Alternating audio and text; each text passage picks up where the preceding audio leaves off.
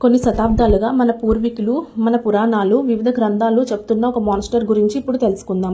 ఇది సముద్ర గర్భంలో ఎక్కడో అట్టడుగున వెలుతురే దూరని చీకట్లో జీవిస్తుంది అని చెప్తున్నారు. దాన్ని లెవియాథన్గా వర్ణించారు. దీన్ని ఒక భయంకరమైన ఆపలేని ఫోర్స్గా చెప్తారు.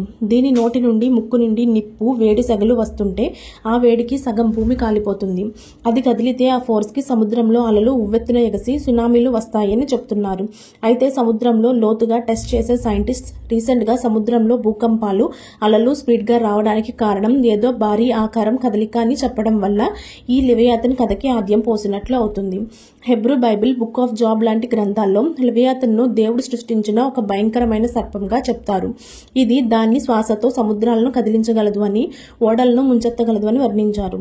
అలాగే కెననైట్ మైథాలజీలో లెవియాథన్ని 7 తలల భయంకర సర్పం అని, దీన్ని విధ్వంసానికి చిహ్నంగా వర్ణించారు.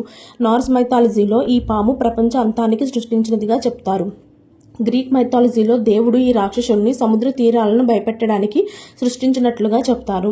ఇలా అన్ని పురాణాల్లోనూ దీని ప్రస్తావన జరిగింది. ప్రస్తుతంలోకి వస్తే గత కొన్ని ఏళ్లుగా సముద్రంలో ఏవో తెలియని అలజడులు జరుగుతున్నాయని, దానికి కారణం లెవియాథన్ నిద్రలేస్తున్నాడు అని చెప్తున్నారు. అసలు టెక్టోనిక్ ప్లేట్సే లేని ప్రదేశంలో భూకంపాలు ఎందుకు ఎక్కువ అవుతున్నాయో సైంటిస్టులకే అర్థం కావట్లేదు. 2023లో మెరీనా ట్రెంచ్లో భారీ ప్రకంపనలు వచ్చాయి. అవి ఎంత భయంకరంగా వచ్చాయి అంటే పసిఫిక్లో కూడా భయంకరంగా షాకింగ్ వేవ్స్ ని ప్రొడ్యూస్ చేసింది. దీనికి కూడా కారణం తెలీదు. గత 5 సంవత్సరాల్లో సముద్రాల్లో వేటకు వెళ్లిన boats, cargo ships, military submarines ఇలా చాలా మిస్ అయ్యాయి.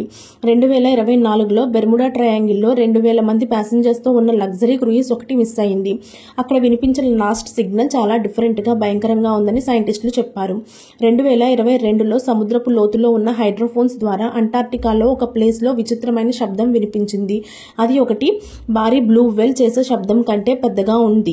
అంటే అంతకు మించిన జీవి ఏదో సముద్రంలో ఉన్నట్లుగా తెలుస్తోంది. ఆ సౌండ్ కి లెవియాథన్ రోర్ అని పేరు పెట్టారు. వేల్స్, షార్క్స్ ఇంకా చిన్న చేపల లైఫ్ స్టైల్లో కూడా చాలా మార్పులు వచ్చినట్లుగా చెప్తున్నారు. 2025లో సౌత్ అమెరికాలోని సముద్రపు ఒడ్డుకి 150 వేల్స్, డాల్ఫిన్స్ సముద్రపు ఒడ్డుకి కొట్టుకుని వచ్చాయి. అవన్నీ చచ్చిపడి ఉండడమే కాదు, వాటి ఒంటి నిండా గాయాలు, పంటిగాట్లు ఉండి ఏదో పెద్ద జంతువు వాటి వేటాడినట్లు కనిపించేలా ఉన్నాయి. అది లెవియాథన్ అయ్యి ఉండొచ్చని నమ్ముతున్నారు. మార్చి 3, 2025లో నాసా రిలీజ్ చేసిన కొన్ని శాటిలైట్ ఇమేజెస్ లో సముద్రం కింద ఏదో భయంకరమైన జీవి షాడో కదిలినట్లుగా ఉంది. ఇది సుమారు 2600 అడుగులు పొడవు ఉండి, అది కదిలినప్పుడు సముద్రంలో వచ్చిన డిస్టర్బెన్సెస్ కి లెవియాథన్ రైజ్ అవుతుందేమో అనే అనుమానం వ్యక్తం చేస్తున్నారు. రీసెంట్ గా ఏప్రిల్ 18న అట్లాంటిక్ లోని ఆయిల్ రిగ్ నుండి ఒక వింత శబ్దం వినిపించింది. అక్కడి వర్కర్స్ ఏదో పెద్ద ఆకారం నీటి నుండి పైకి లేచినట్లు కనిపించిందని, దాని కళ్ళు ఎల్లోయిష్ గోల్డెన్ కలర్ లో ఉన్నాయని చెప్తున్నారు. ఈ సౌండ్ చాలా కొద్ది నిమిషాలే ఉన్నప్పటికీ సౌండ్ మాత్రం చాలా భయంకరంగా ఉన్నట్లు చెప్పారు. ఒకవేళ వీటన్నిటికీ కారణం లెవియాథన్ అయి ఉండి, అది కనుక నిద్ర లేస్తే వచ్చే అనుభవాలు ఎలా ఉంటాయో మనం ఊహించలేం. దానికి కదలిక ఎన్నో సునామీలు, భూకంపాలకి, వాల్కనోస్ కి కారణం అవుతుంది. దానికి ఎన్నో ఖండాలని ముంచేసే శక్తి ఉందని చెప్తున్నారు. లెవియాథన్ లాంటి క్రియేచర్ కేవలం దాని తోక కదిపితే కొన్ని గ్యాలన్స్ ఆఫ్ వాటర్ విసరగలదు. అదే అది పూర్తిగా పైకి లేచిందంటే 200 మీటర్ల వరకు సునామీ వస్తుంది. అంటే న్యూయార్క్, లండన్, టోక్యో లాంటి దేశాలు కొన్ని గంటల్లో తుడిచిపెట్టుకుపోతాయి. లెవియాథన్ నుండి వచ్చే చిన్న కదలిక కొన్ని లక్షల చేపలను తుడిచిపెట్టేస్తుంది. దీనివల్ల సముద్ర జీవులు అంతమయ్యే అవకాశం ఉంది. 90% వరల్డ్ ట్రేడ్ అనేది సముద్రంపై ఆధారపడి ఉంటుంది. ఒకవేళ ఈ లెవియాథన్ కార్గో షిప్స్ ని అటాక్ చేస్తే వరల్డ్ ట్రేడ్ అంతా డ్యామేజ్ అవుతుంది. గవర్నమెంట్స్ అన్ని కలిసి లెవియాథన్ డిస్ట్రక్షన్ కోసం కొన్ని న్యూక్లియర్ వెపన్స్ తయారీలో భాగస్వాములు అయ్యే ఆలోచనలో ఉన్నట్లు చెప్తున్నారు. ఒకవేళ ఇవేవి దాన్ని నాశనం చేయలేకపోతే మాత్రం యుగాంతం తప్పదు. కొంతమంది సైంటిస్టులు లెవియాథన్ ని సముద్రపు అడుగుకి పంపించడానికి ఒక పెద్ద ఆపరేషన్ ని ఇంట్రడ్యూస్ చేయాలని సూచిస్తున్నారు.